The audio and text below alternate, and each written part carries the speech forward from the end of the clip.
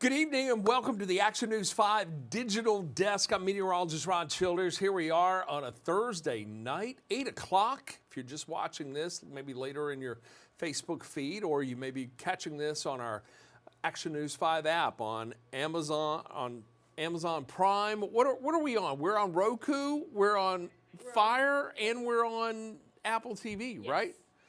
Lydia and Kenan, our producers over here on the side, she's helping me out with all of this. But coming to you tonight because I want to take a couple of minutes. Let's just talk about the weather. We had a great day today.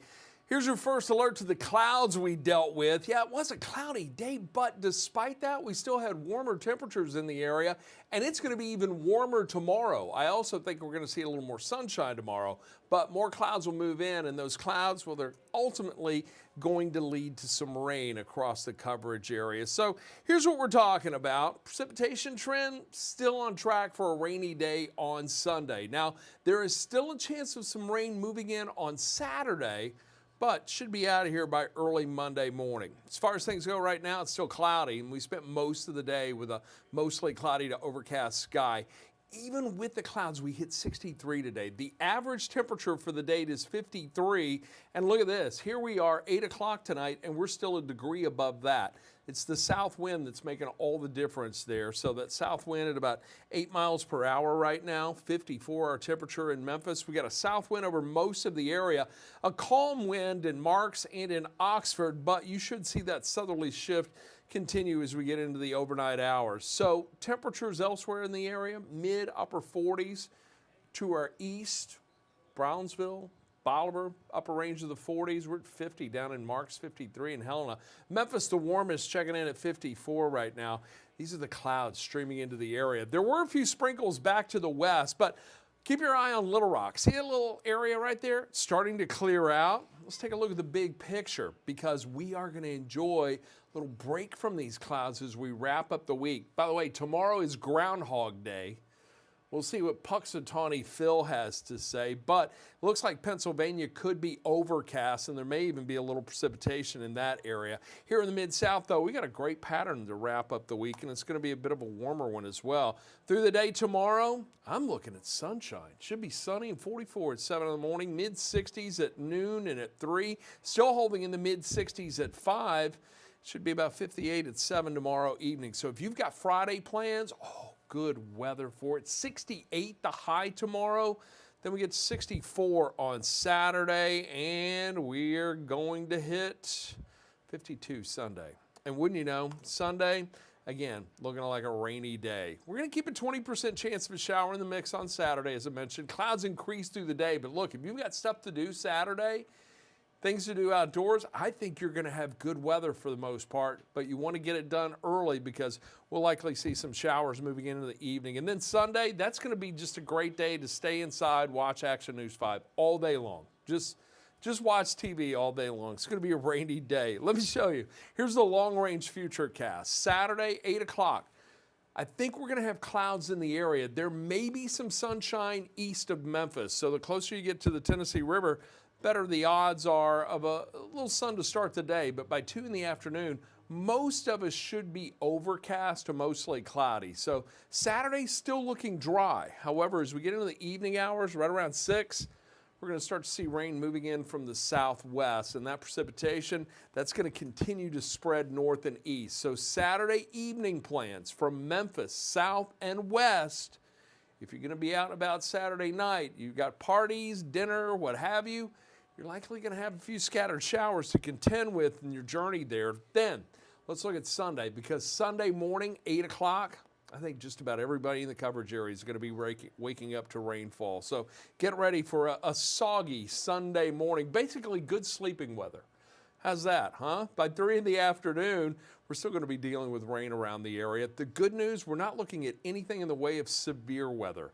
So we're just talking about showers. And it's going to continue on into the evening hours. Should start to taper off as we get to Sunday night. And I think it's all out of here before sunrise on Monday. But by the time it's all said and done, we're likely to end up with about a ½ an inch to an inch of rain for most areas, including the Memphis metro. So get ready. The rain is coming in this weekend. If you were thinking about washing the car tomorrow, hold off.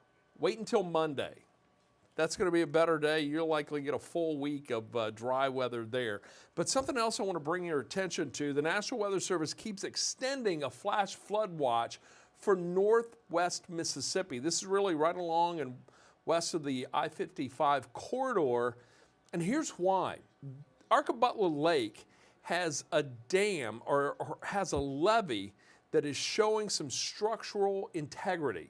Additional rainfall, we had a lot of rain last week, the melting from the snow from the week prior, that is putting a lot of pressure on the levee there, and the Corps of Engineers is a bit concerned about the potential for a levee failure in that area. As a matter of fact, let me read to you what they sent out earlier this evening when they extended the flash flood watch itself. So here's what it says. This is a potential dam breach watch declaration by the U.S. Army Corps of Engineers, the Vicksburg District for the Arkabutler Dam. It's located in DeSoto County and Tate counties, right there in northwest Mississippi, right there on the county lines.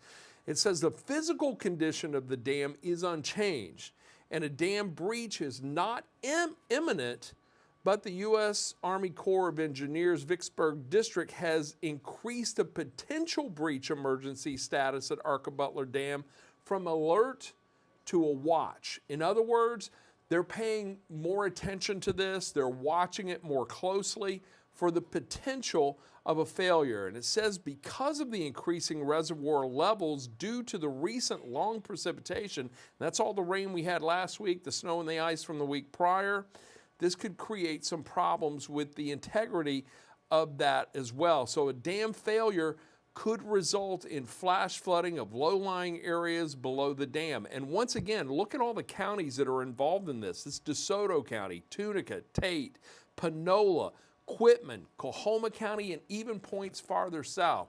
So you're all included in this watch. Now, it goes until 6 a.m. Saturday morning. It is likely going to be extended. This problem occurred last year, and that flood watch was in effect for, I think, a couple of months before they determined that the levee itself was going to be okay, continue to hold water.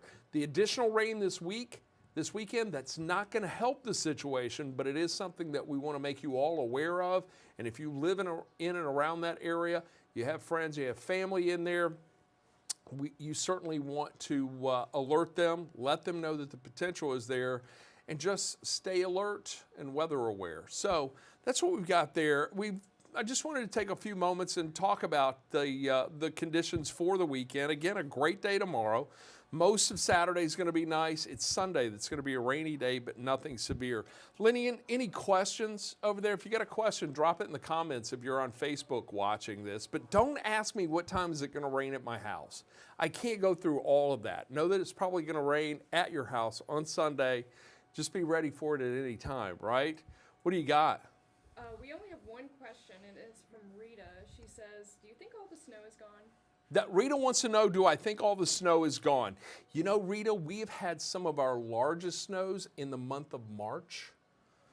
It's quite possible we could see another cold snap. Now, I think we'll likely see a bit of a snap coming into play mid-February, but even still, mid to late February, right now I'm not looking at anything in the way of additional wintry precipitation. So let's hope we get through it. And typically around here in the Mid-South, we get one big snow a year. I really am hopeful that that was the one. But until we get through March, we're going to continue to watch it very, very closely. So thanks for watching us here on the Digital Desk, Rita. We appreciate that and appreciate your question. Coming up tonight on Action News 5 at 10, Joe Birch, Joy Redmond going to be along with the day's news. Got a lot to bring you, but there's a big story today. I want to bring in Bria Bolden right now. Bria, a tragic story right down the street from the station. Yeah. Talk to us about this. Yeah, there was a drive-by shooting on Kimbrough and Union. You guys know where that is. If you know where the Action News 5 studios is, literally just right down the street from us. And it's at the Kimbrough Towers. It's right there. Right in front of the apartment complex. Yeah. Yes, outside of the apartment complex. There were some teenagers in a car, and they were hit in a drive-by shooting. The driver who was in, the driver's seat, was injured. He is very seriously injured. The last update we got from the police department is that he was in surgery, has very serious injuries. It's just a really heartbreaking story. It was a huge scene. You know, this is right in Central Gardens as well, so we had lots of neighbors coming up asking what had happened. A lot of people very upset. The police told us that the child's school principal actually came to the scene to comfort students. I mean, it's just heartbreaking, but also so traumatic for those children to see their friend get shot. So here's a question: was this a targeted? Do the police think this was targeted, or was this just a random somebody firing weapons? So we've asked that question from police. Police haven't told us whether or not it's targeted yet. I actually did just ask them just now before coming over here, because we've been checking in for updates on this child's condition. So we're going to bring you that answer. Hopefully we hear by 10 o'clock. But the only information that we have set in stone is that police are looking for a black 4-door sedan, possibly a Chevrolet. They did say that a witness said the shooter had a ski mask on. So that's the solid information we can give you right now. This is a really busy area of Midtown. The good news is we're hopeful that police have video surveillance of the people who did this, specifically because of how busy that area is. So hopefully police have some idea of who did this, and hopefully we can get this person. Hopefully that boy pulls through. And you know, it wasn't long ago the folks in the Kimbrough Tower were also dealing with a robbery that took place at Kimbrough Liquors, which is right there in that building as well on the bottom floor. Somebody drove into it and stole a whole bunch of liquor. So there's been a lot of activity right there on that corner. Several businesses. Yeah, not just Kimbrough. Cookout. There was a robbery at Cookout a few months ago. It's unfortunately just sometimes it's the crime. Is traffic back open in that part of Union? Because today the police presence was something else. I mean, I don't think I've ever seen that many cops on Union at one location, and the westbound or eastbound traffic, it was down to one lane, and it was even impacting westbound traffic. Oh yeah, as it was well. huge. We could see it from our high five camera right here. That's when we first spotted the scene. The traffic is open now. They cleared the scene right after our 6 o'clock newscast. They were waiting for the victim's car to be towed away. So after they towed it, the police cleared the scene. So if you're trying to get home, that scene is open now. But it was shut down from around 2:30 today up until after 6:30 or so. Have you had a chance to talk with the victim's family? Not yet, no. We wanted to give them some space. They were absolutely distraught at that scene. It was just so heartbreaking and horrible just to see, those children, and it was so nice to see the school principal come and comfort them. The police were doing it as well. One thing that the police did mention to us, the people who work at Kimbrough Towers, the staff actually came out and were rendering aid to the children before the police could get there to, try to keep them together, try to give as much help as they could. But it was nice to hear about people, helping people they don't even know. A lot of good Samaritans there. Will we have an update at 10 on the victim's condition? We are going to have an update at 10. Okay. I just reached out to the police before coming over here. Hopefully we will have some good news to share with you. Bria Bolden, thank you so much. We appreciate Thanks, it. And we'll look Ron. for you tonight on Action News 5 at Thanks 10. everybody in the digital space for watching. Yes, indeed. Good to have you here on our digital desk. We're going to do our nice. best to make this a little bit of a regular feature on weeknights, focus on weather, and then a little bit about what we're going to be bringing you on Action News 5 at 10. So we encourage you to join us for Action News 5 at 10. I'm going to have more information to share on the weather for tomorrow. Did you like today? That was great. That was a nice, forecast. I don't like anything to really dip below 70 degrees, but right there with you. I need you to raise the temperature a little. I Please. think we may be over the hump. I love that. No more snow. Nothing else. Don't send me out in the snow again. No. If we never have another flake of snow here, I will be so happy about that. But Bria, thank you very much for joining us. Lydian, thank you for producing this for us. She's over there on the sides. We're going to get that camera working so you all can see Lydian and have questions and comments and all that good stuff. So thank you for joining us here on the Action News 5 digital desk. We will see you tonight on Action News 5